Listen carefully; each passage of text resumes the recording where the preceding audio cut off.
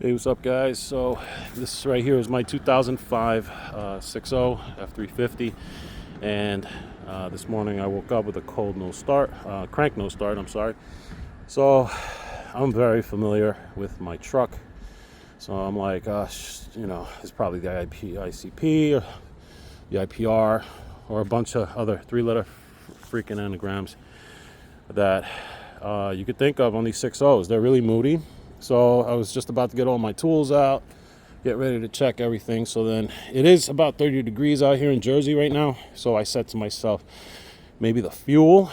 So before I took off the cap over there to see if there was any fuel coming into the bowl, I said, let me add some anti-fuel gel. And then, so I opened up the gas cap and I noticed that my gas cap was not seated. It was like halfway open.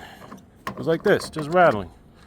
So I said to myself, I'm like, can it really be that simple? Like, am I really that blessed that it's just a small thing like that? I mean, look, I got my anti-gel stuff right here. Make sure she's seated all the way. Let's see how she goes. And glow plug just came off. Let's see if she starts. Oh my God, she starts right up. So for you 6.0 guys, I just watched 26 videos on how to diagnose this thing, and not one of them said check the gas cap or the fuel cap, so definitely try that instead.